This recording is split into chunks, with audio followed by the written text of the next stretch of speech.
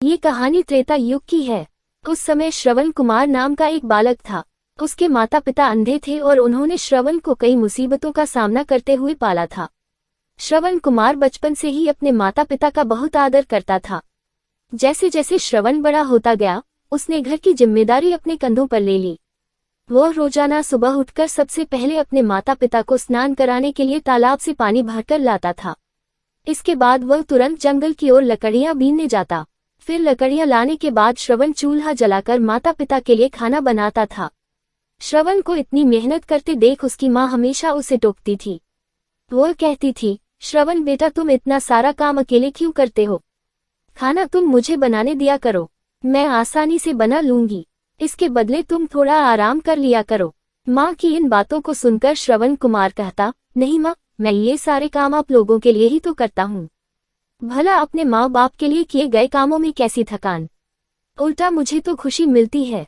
श्रवण कुमार की इन बातों को सुनकर उसकी माँ भावुक हो गई। वो रोज भगवान से प्रार्थना करती, हे प्रभु, इतना ध्यान रखने वाला श्रवण जैसा बेटा हर माता पिता के घर पैदा हो।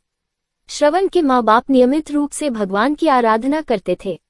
वह उनके लिए फूल और पूजा की अन्य सामग्री लाता, फिर खुद भी बिना देर किए माता पिता के साथ पूजा में शामिल हो जाता था। श्रवण कुमार धीरे धीरे बड़ा हुआ और जल्दी से घर के कार्यों को खत्म करके बाहर काम पर निकल जाता था। एक दिन श्रवण अपने माता पिता के साथ बैठा था, तभी उन्होंने श्रवण से कहा, बेटा, तुमने हमारी हर ख्वाहिश पूरा की है। अब हमारी केवल एक ही इच्छा है जिसे हम पूरी करना चाहते हैं। ये सुन श्रवण ने उनसे पूछा, ऐसी कौन सी इच्छा बाकी है जिसे आप पूरा करना चाहते हैं? आप केवल आदेश दें, मैं आपकी हर ख्वाहिश को पूरा करूंगा। इस पर श्रवण के पिता ने कहा, बेटा, अब हम बूढ़े हो चुके हैं और हम चाहते हैं कि मरने से पहले तीर्थ यात्रा के लिए जाएं। भगवान की शरण में जाकर हमें सुकून की प्राप्ति होगी। अपने माँ बाप की बात सुनकर श्रवण कुमार सोचने लग गया कि वह उनकी इस इच्छा को कैसे पूरा करेगा। उस समय बस और ट्रेन की सुविधा नहीं थी, साथ ही उसके माता पिता देख भी नहीं सकते थे। ऐसे में उन्हें तीर्थ यात्रा कराना भला कैसे संभव हो पाता।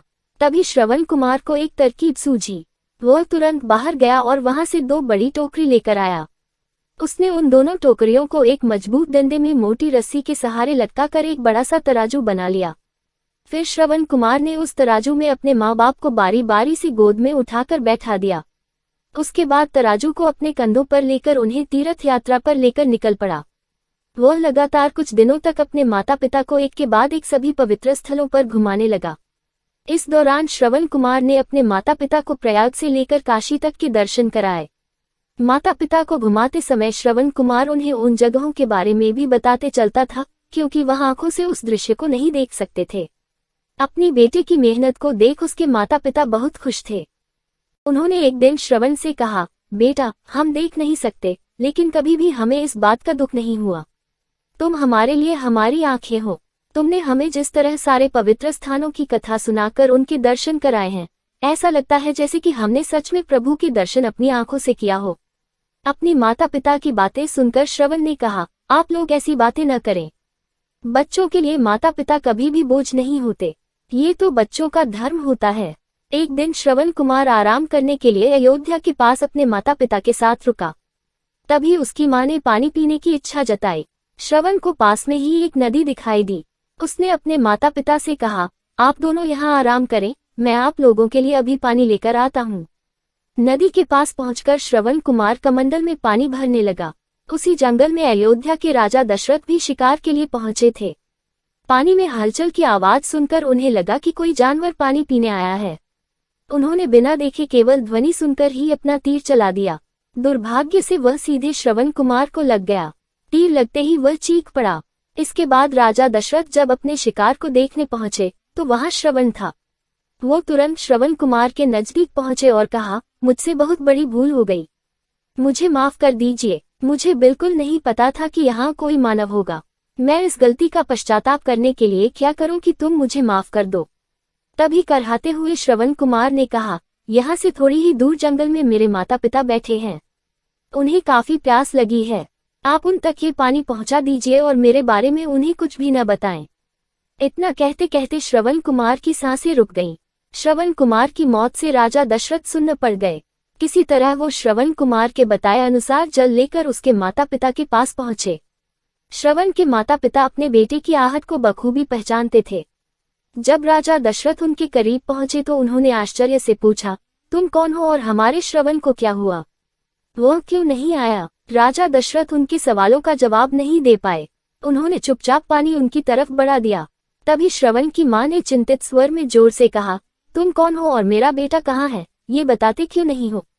श्रवण की मां की चिंता देखकर राजा दशरथ ने कहा, मां मुझे माफ कर दीजिए।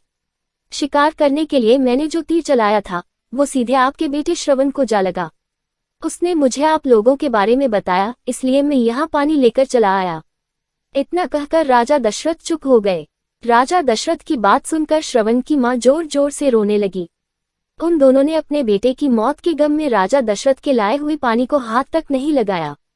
श्रवण के पिता ने तभी राजा दशरथ को पुत्र वियोग का श्राप दे दिया। कुछ ही देर बाद श्रवण के माता पिता ने अपने प्राण त्याग दिए।